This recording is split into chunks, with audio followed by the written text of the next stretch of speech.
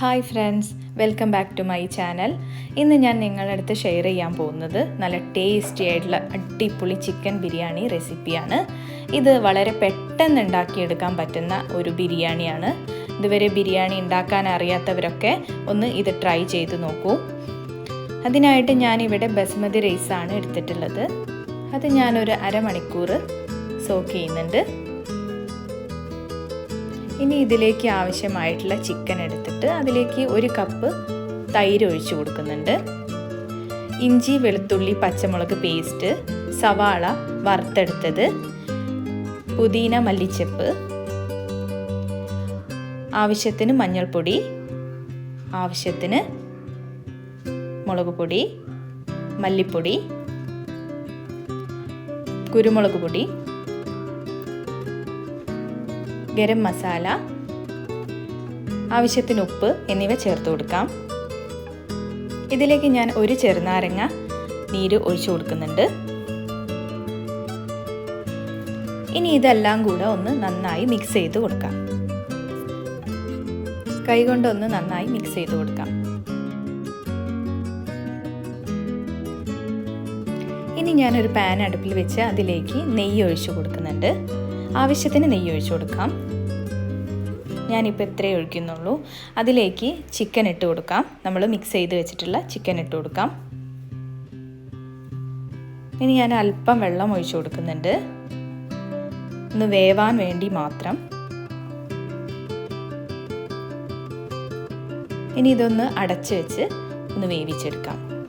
ഇനി നമുക്ക് ചോറ് വേവിച്ചെടുക്കാം. അതിനായിട്ട് ഞാൻ ഏലക്ക, ഗ്രാമ്പൂ എന്നിവ ഇട്ട് കൊടുക്കുന്നുണ്ട്. ഇനി ഇതിലേക്ക് ഞാൻ ചെറുനാരങ്ങ മുറിച്ചിട്ട് കൊടുക്കുന്നുണ്ട്, മല്ലിച്ചപ്പും പുതിന എന്നിവ ഇട്ട് കൊടുക്കുന്നുണ്ട്.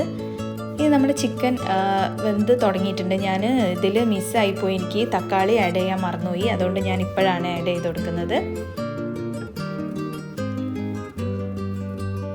നമ്മൾ വെള്ളം തിളച്ച് വന്നിട്ടുണ്ട്. നമുക്ക് അരി ഇട്ട് കൊടുക്കാം.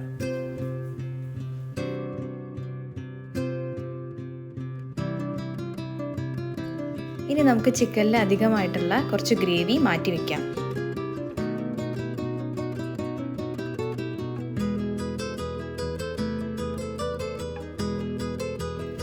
നമ്മുടെ ചോറ് ഇവിടെ 1/4 ഭാഗം വെന്തിട്ടുണ്ട്.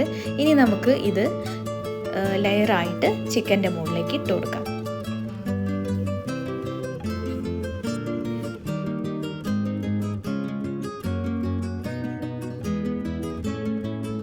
ഇനി നമ്മൾക്ക് നേരത്തെ മാറ്റി വെച്ചിട്ടുള്ള ചിക്കൻ്റെ ഗ്രേവി ഇതിൻ്റെ മുകളിലേക്ക് ഒഴിച്ചു കൊടുക്കാം. അതിൻ്റെ മുകളിൽ ആയിട്ട് നമുക്ക് വറുത്ത് കോരി വെച്ചിട്ടുള്ള സവാള ഇട്ട് കൊടുക്കാം. മല്ലിച്ചപ്പ്, പുതിന, ഇനി അല്പം നെയ്യും ഗരം മസാലയും മുകളിൽ ഇട്ട് കൊടുക്കാം. ഇനി ഇതിൻ്റെ മേലെ ഒരു ലെയറായിട്ട് കുറച്ച് ചോറും കൂടി വീണ്ടും ഇട്ട് കൊടുക്കാം.